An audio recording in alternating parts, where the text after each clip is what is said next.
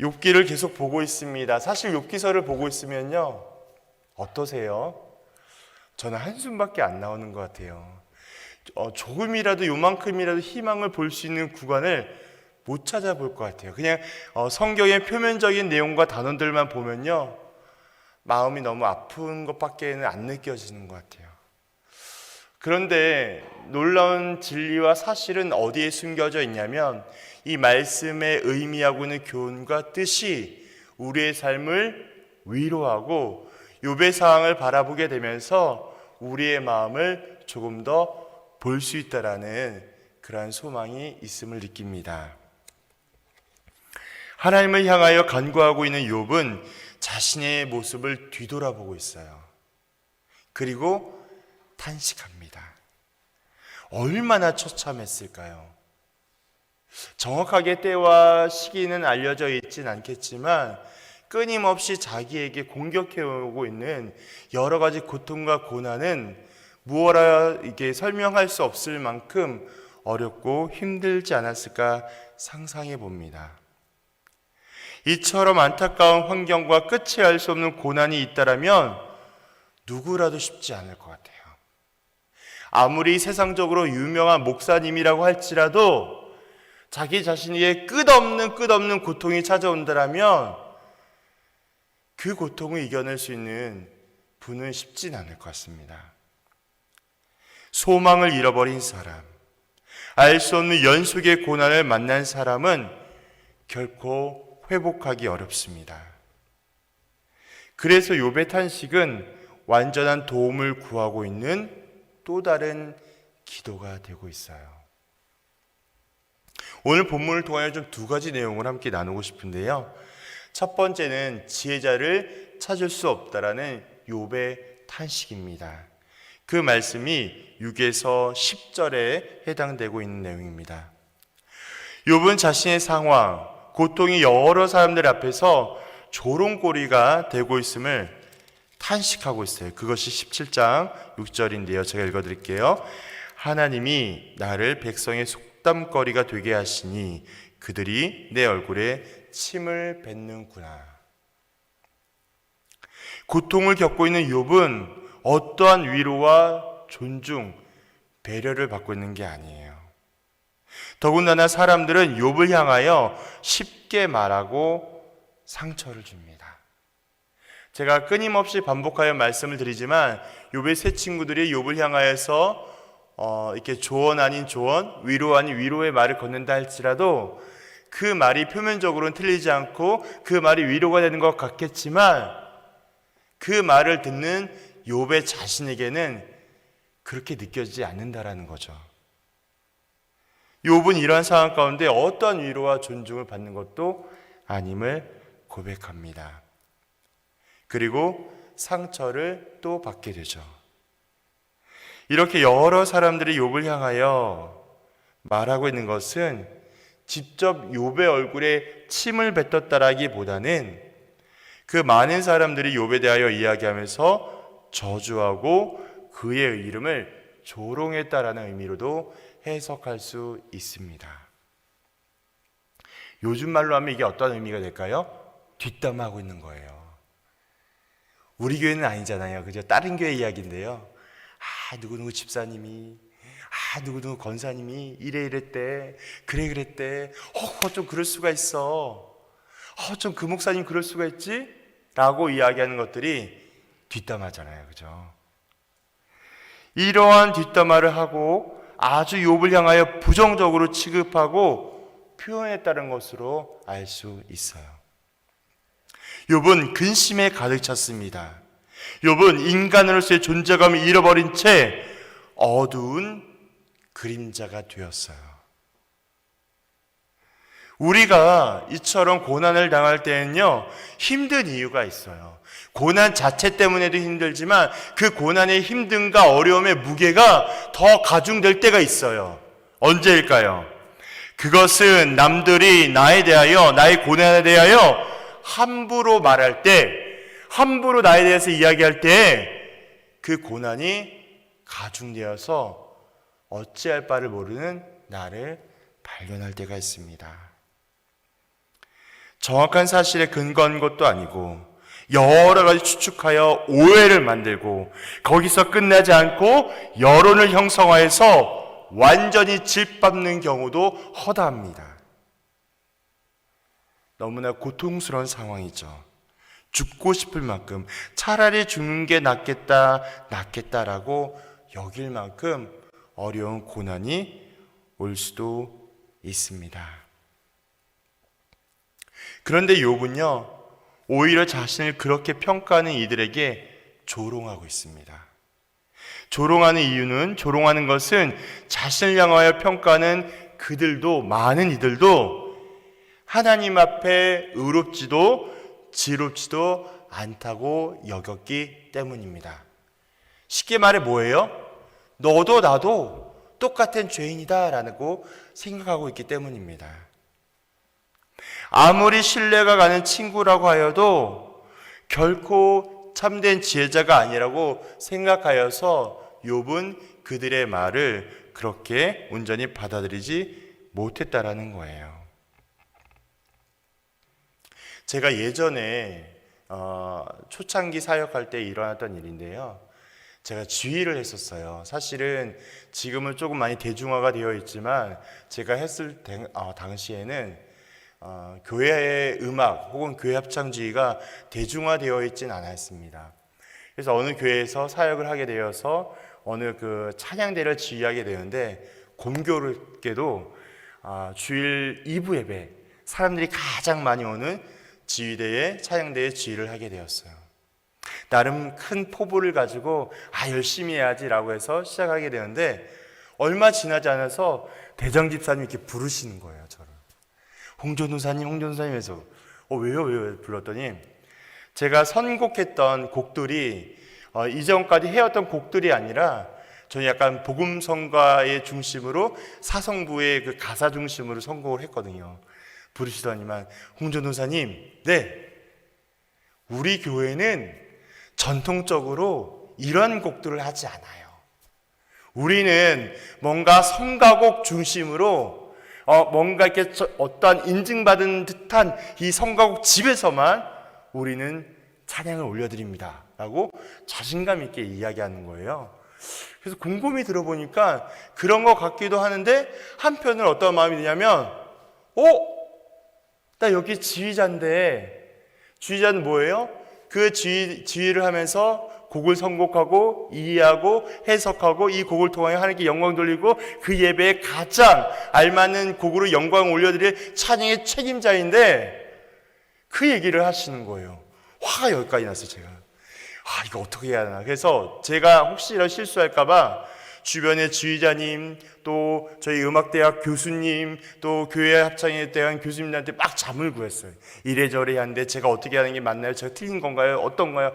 막 얘기했는데 결론적으로 공통된 의견은 뭐냐면 어떠한 곡을 사용하여도 하나님께서 기뻐 받으실 만한 곡이라는 결론으로 추론이 났다는 거죠.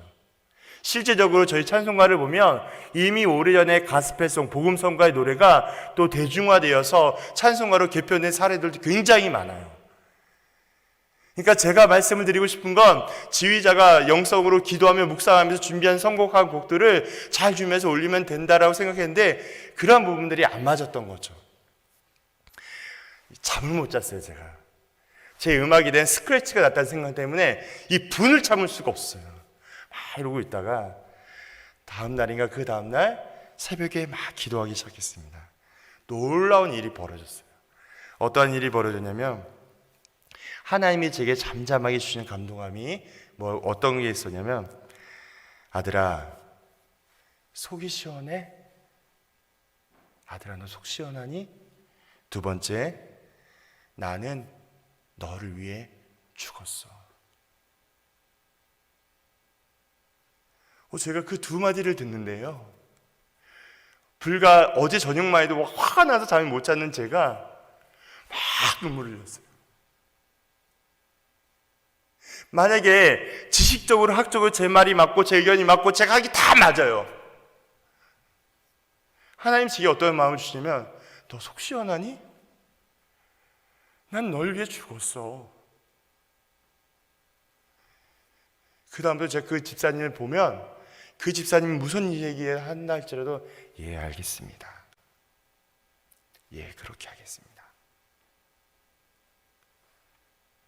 어떤 일이 일어났을까요? 찬양대가 말도 못하게 부흥이 일어났어요. 사람들 몰려오죠. 막 곡이 더 은혜롭다고 이야기들 많이 해주시죠. 제가 그 일을 경험하고 나서 내가 얼마나 죄악된 인간인가, 내가 얼마나 이 작은 내 상처에도 부르르 떨고 있는 인간인가를 여지없이 발견하게 됩니다.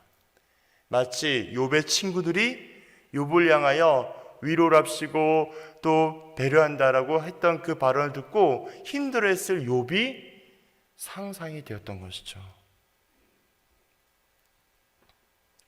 우리가 기억할 것은 언제라도 우리에게 똑같은 고통과 어려움이 찾아올 수 있습니다.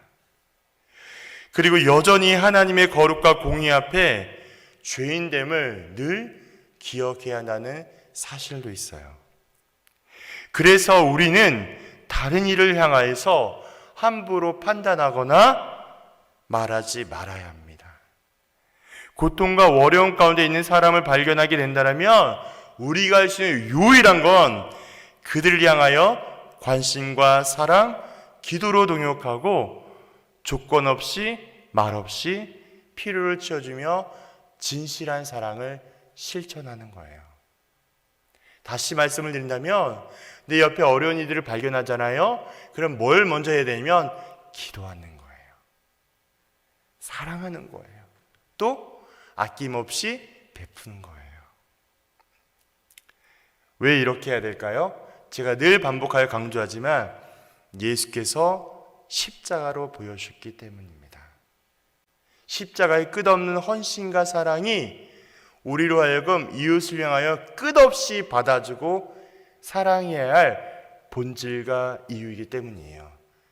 십자가를 묵상하면 나의 죄됨을 고백하고 십자가를 묵상하게 되면 나의 사랑을 실천해야 할 이유를 깨닫게 됩니다. 그래서 우리는 늘 끊임없이 이런 부분을 고민해야 해요. 두 번째, 죽음 앞에서는 희망도 의미가 없음을 욥은 이야기하고 있습니다. 그것이 11에서 16절에 대한 내용이에요. 욥은 죽음을 소망하고 있습니다. 자신을 위로하지 못하고 조롱한 친구들 앞에서 욥은 어떠한 계획도 마음의 소음도 없다라고, 의미 없다라고, 필요 없다고 한탄하고 있어요. 욥의 친구들은 현재 욥의 고난을 정확히 알지도 못하기 때문에 욥에게 위로와 소망을 줄 수가 없습니다. 그래서 욥은 친구들의 조언을 거부하고 있어요. 욥이 죽음을 말하고 죽음만이 소망을 말하고 있는 그 모습은 지금 조금 더 고민하고 생각해보면 조금 알 것 같습니다. 이처럼 죽음 앞엔요 어떠한 기대와 소망이 없습니다. 죽음은 끝을 가져오기 때문에 소망이 없습니다. 아무리 돈이 많이 가졌고 아무리 많이 배웠고 아무리 많은 경험이 있고 아무리 많은 권력이 있다 할지라도 죽음 앞엔 아무 의미가 없습니다. 중요한 건 누구나 모두가 죽는다라는 사실이에요. 욥은 고난 가운데 결코 길지 않은 시간이 남아있음을 느끼고 있습니다. 그리고 죽음으로 가까이, 더 가까이 시간을 바라보며 자신에게 절망밖에 남아있지 않음을 더욱 확실하게 느끼며 고백합니다. 그러나 제가 처음에도 말씀을 드렸던 것처럼 욥기를 읽을 때는 여기까지 머무르시면 안 돼요. 욥기서를 읽으면 가슴이 막 아프고 절망적이고 이럴 것 같지만 우리는 여기까지 하시면 안 되고요. 조금 더 나가셔야 돼요. 어떻게 해요? 예수님께로. 죽음은 반드시 끝이에요. 죽음은 소망이 없어요. 그런데 우리가 따라갈 유일한 부활의 소망, 부활의 생명, 부활의 산 증인 예수를 기억합시다. 당장 죽을 것만 같아 헤아릴 수 없는 고통의 연색이 온다 할지라도 오직 사망을 깨뜨리고 죽음을 유일하게 이기신 한 분, 예수 그리스도를 기억합시다. 고통의 연속으로 인하여 포기하고 싶은 일상이 내게 다가온다 할지라도 끝까지 붙잡아 주시는 분, 예수 그리스도. 예수 그리스도께서 우리를 끝까지 붙잡아 주세요.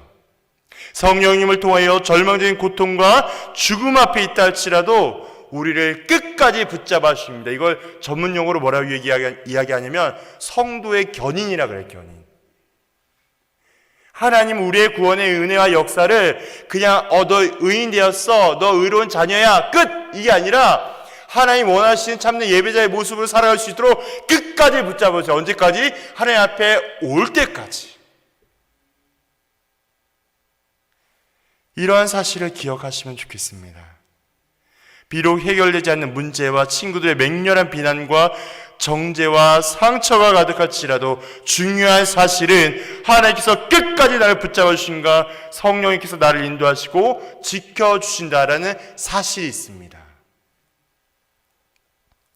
오직 하나님의 말씀 성경을 통하여 성령의 능력과 깨달음이 매 순간마다 나를 지도하고 지켜주시며 보호해 주십니다. 그래서 우리가 말씀을 늘 대할 때마다 은혜를 기억해야 해요. 은혜를 기억할 때마다 하나님을 더 의지하고 인정하며 찾아야 합니다. 한 가지 더 덧붙여 말씀을 드린다면 은혜를 강조한다고 해서 이 은혜로 인하여 우리의 삶의 모든 실천과 열매와 상황을 그냥 그렇게 되는 대로 하라는 말의 의미가 절대 아니에요. 이 은혜라는 말의 의미는 어떤 의미가 이렇게 담겨져 있냐면 하나님께서 내게 주신 일상의 삶의 가운데 나에게 주신 은사와 여러 가지 일들 상황 가운데 최선을 다하여 살아가는 삶의 의미를 담고 있기 때문입니다. 그러므로 우리가 하나님의 은혜로 살아가는 삶은 내게 주어진 환경과 삶의 가운데에서 원망과 불평과 불만족을 일으킨 삶이 아니라 감사함을 인정하며 최선을 다하여 성실히 살아가는 삶의 자세와 모습을 의미하고 있다는 거예요. 그리고 난 다음에 나머지는 주님께 맡기는 겁니다. 그게 은혜예요. 우리가 은혜로 살아가는 삶을 다시 한번 기억할 때마다 십자가를 기억하고 또 부활의 소망함을 소망하게 된다면 우리의 삶은 그렇게 어렵고 힘들 것 같지는 않을 것 같습니다. 왜냐하면 성령께서 우리를 붙잡아주시고 인도하시며 보호하시기 때문이죠. 오늘도 십자가의 복음, 부활의 복음, 이 복음의 능력에 힘입어 성실히 나아갈 때에 하나님의 은혜와 평강이 더하는 줄로 믿습니다.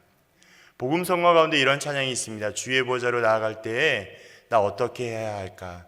자격 없는 내 힘이 아닌 오직 예수님의 이름으로 십자가의 능력, 그 능력에 힘입어 나아갑니다 라는 가사가 있어요. 이 찬양의 가사의 고백이 우리의 고백이 되어야 되는 줄로 믿습니다. 오늘 하루도 기록되어 있는 성경의 말씀을 통하여 성령께서 깨닫게 하시고 인도하시며 도와주실 때에 하나님의 권면과 교훈함에 순종할 수 있는, 복종할 수 있는, 사람과 세상에 복종하는 것이 아니라 오직 그리스도의 말씀에 복종할 수 있는 저와 성도님이 되시기를 그리스도 이름으로 간절히 소망합니다. 기도하겠습니다. 아버지 하나님, 죽을 수밖에 없는 우리 모두를 십자가로 구원하여 주시고 부활하시사 영원한 생명이 되어신 예수님의 이름만을 찬양과 경배드립니다. 하나님, 날마다 십자가를 기억하게 해주시고 매 순간마다 주님만을 의지하며 살아갈 수 있는 우리 모두가 되게 인도하여 주옵소서. 욥의 고통과 고난을 통해 우리가 무엇을 깨닫기를 원하십니까? 성령님께서 우리 각각 성도님들에게 깨닫게 하여 주시고 또한 순종할 수 있도록 능력과 힘을 더하게 하여 주시고 어려움과 고난을 만날 때마다 주님을 의지하며 살아갈 수 있도록 능력으로 함께하여 주옵소서. 특별히 어려운 문제와 오랜 기도 제목으로 낙심하며 지쳐있는 성도님들이 계십니까? 주님 위로하여 주시고 참 평안을 더하게 하여 주시고 응답되는 역사를 허락하여 주옵소서. 아픈 하던 분들이 계십니까? 거룩한 피 묻은 손으로 안수하여 주시고 하나님의 능력으로 새롭게 되어지며 회복되는 은혜를 것을 경험하게 하여 주옵소서. 주님께 모든 것을 맡겨드리며 살아 역사하시고 부활하신 예수님의 이름으로 기도하옵나이다. 아멘.